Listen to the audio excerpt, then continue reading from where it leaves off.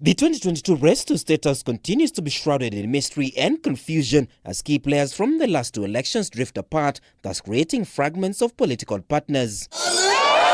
Judging from the voting patterns that the country has been treated to in the previous elections, where the country has been voting on tribal and regional basis, necessitating leaders to form coalitions in order to clinch the presidency, the present scenario makes it hard for Kenya to have a definitive winner for the upcoming 2022 elections. Honorable Raila side, Uhuru's number side, and William Samaya Ruto side, but also, last but not least, is the alliance that is coming up with the Kalonzo and Mudavadi and all this. The moment these four forces decide that they're going to go alone, we will have a rerun in this country. Over the years, it has proven a hard nut to crack for politicians going on individual basis, and the last two elections drive the point home. In 2013, President Kenyatta teamed up with his then TNA with William Ruto's URP that clinched the presidency under the Jubilee coalition, with Odinga with his Luo support getting a backing from political bigwigs Kalonzo Musyoka, who would bring in his numbers from his Ukambani region. Wetangula would marshal the Luya nation behind Odinga and form the Coalition for Reforms and Democracy Code.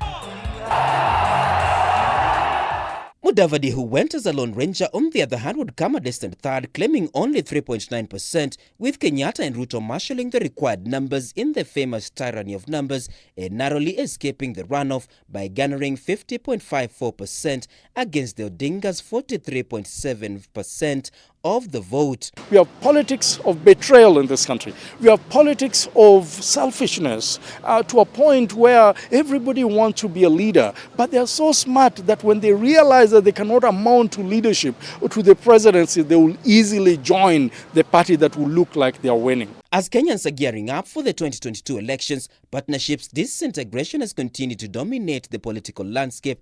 President Kenyatta has since fallen out with his deputy and his key ally in the last two elections, leaving William Ruto a lone ranger and in control of the Rift Valley region. Odinga's part with his NASACO principals, who have provided him with the backing in the previous elections, leaves him as a lone ranger in the upcoming general election, with only an assurity of his Nyanza backyard given Kenya's ethnic-based voting pattern. For now, it is still too early because all these alliances will still come together and look for one flag bearer that will make it to the president. What Uhuru will say and whom he will support will turn the tables upside down in this country. Playing into the picture are the abandoned NASACO principles. Kalonzo has since declared that he will be up for the presidential contest come 2022, with backing from his Kamba backyard managing to bring to Odinga's basket 783,937 votes in 2013, with Kenyatta garnering 266,740 against the 1.08 million valid votes, with the number declining in 2017 to 727,486 votes in favor of the Kalonzo-backed candidate Odinga in 2017.